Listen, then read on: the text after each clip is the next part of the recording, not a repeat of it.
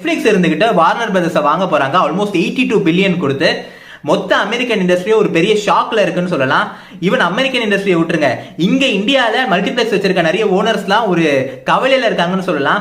ஏன்னா Netflix Warner பிரதர்ஸை வாங்குறதுனால ஒட்டுமொத்த சினி இண்டஸ்ட்ரிக்கும் அது ஒரு பெரிய பாதிப்பை ஏற்படுத்தும் சொல்லப்படுது. ஸோ அது என்ன அப்படின்னு சொல்லிட்டு தான் சிம்பிளா இந்த வீடியோ நம்ம பார்க்க போறோம். நெட்ஃபிளிக்ஸ் வார்னர் பிரதர்ஸை வாங்குறதுனால வார்னர் பிரதர்ஸ்ல இருக்கிற எல்லா பிலிம்ஸ், சீரீஸ், அப்புறம் பிரான்ச்சைஸ், கண்டென்ட் எல்லாமே இனிமே நெட்ஃபிளிக்ஸ் கிட்ட போயிடும். அவங்க இப்ப கரண்ட்ல தயார் பண்ணிட்டு இருக்க அந்த பிலிம்ஸ், சீரீஸ் கூட அந்த ரைட்ஸ் கூட நெட்ஃபிளிக்ஸ்க்கு போயிடும். ஸோ இப்படி நெட்ஃபிளிக்ஸ் கிட்ட போறதுனால என்ன பிரச்சனைனா, முதல் பிரச்சனையே நெட்ஃபிளிக்ஸ் ஒரு ஸ்ட்ரீமிங் பிளாட்ஃபார்ம்ங்க. அவங்க வந்து ஒரு ஓடிடி. இப்போ நெட்ஃபிளிக்ஸ் உதாரணத்துக்கு ஏதாச்சும் டிசி பிலிம் வந்து தயார் பண்றாங்கன்னு வச்சுக்கோங்களேன். இதுக்கு முன்னாடி அது வார்னர் பிரதர்ஸ் கிட்ட இருந்துச்சு, நெட்ஃபிளிக்ஸ் கிட்ட வந்துடும். ஸோ அவங்க ஏதாவது தயார் பண்றாங்கன்னா அது அவங்க வந்து மோஸ்ட்லி அவங்க பிளாட்ஃபார்ம்ல தான் ரிலீஸ் பண்றதுக்கான சான்சஸ் இருக்கு. தாண்டி அவங்க தியேட்டர்ல ரிலீஸ் பண்ணுவாங்களா அப்படின்றது ஒரு டவுட்.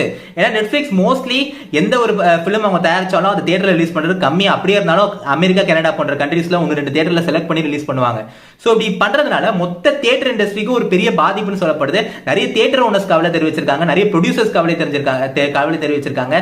ஏன்னா இதனால அந்த தியேட்டர் பிசினஸே ஒரு பெரிய பாதிப்பு சந்திக்கும் அப்படின்னு சொல்லிட்டு யோசிச்சு பாருங்க. டிசி படம் நீங்க ஃபர்ஸ்ட் டேவே நெட்ஃபிளிக்ஸ்ல உட்காந்து பாத்தீங்கன்னா என்ன ஆகுறது?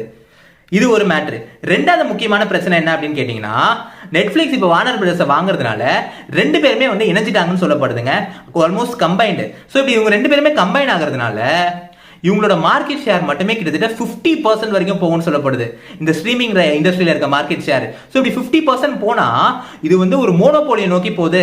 மற்ற பிளேயர்ஸ்க்கு வந்து இது ஒரு பெரிய பாதிப்பு. இந்த சின்ன சின்ன பிளேயர்லாம், இந்த சின்ன சின்ன ஓடிடி பிளாட்ஃபார்ம்ஸ், அப்புறம் ஸ்ட்ரீமிங் பார்ட்னர்ஸ்லாம் பயங்கரமா அடி வாங்குவாங்கன்னு சொல்லப்படுது.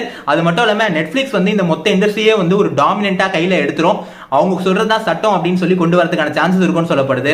கடைசியா இதனால என்ன பிரச்சனை அப்படின்னு கேட்டீங்கன்னா, நெட்ஃபிளிக்ஸ் ஆல்ரெடி அவங்களோட பிரைஸை வந்து இன்க்ரீஸ் பண்ணிருக்காங்க. ஸோ இப்போ வார்னர் பிரதர்ஸ் கண்டென்ட் எல்லாம் நெட்ஃபிளிக்ஸ்ல வந்துருச்சுன்னா நெட்ஃபிளிக்ஸ் நிச்சயமா அவங்களோட பிரைஸை மறுபடியும் இன்க்ரீஸ் பண்றதுக்கான சான்சஸ் இருக்கு.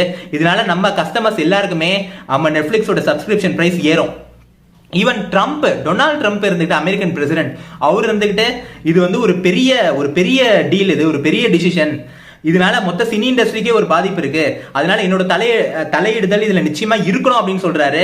சோ அவ்வளவு பெரிய ஒரு சீரியஸான ஒரு மேட்டருங்க இது.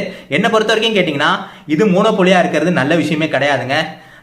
என்னை பொறுத்த வரைக்கும் கவர்மெண்ட் மோஸ்ட்லி இந்த டீலை வந்து ஏதாச்சும் ரெகுலேஷன்ஸ் கொண்டு வந்து ஸ்டாப் பண்ணணும், இல்லைன்னா நிறைய கண்டிஷன்ஸ் ஏதாச்சும் கொண்டு வரணும்.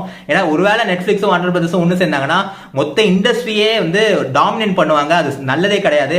நிறைய பிளேயர்ஸ், நிறைய ஸ்ட்ரீமிங் பிளாட்ஃபார்ம்ஸும் இங்கே இருக்கணும். மோனோபோலியா இருந்தால் ஏகப்பட்ட பிரச்சனை இருக்குன்னு சொல்லிட்டு, இதை பற்றி நீங்கள் என்ன நினைக்கிறீங்கன்னு சொல்லி கமெண்ட்ல சொல்லுங்க. நன்றி, வணக்கம்.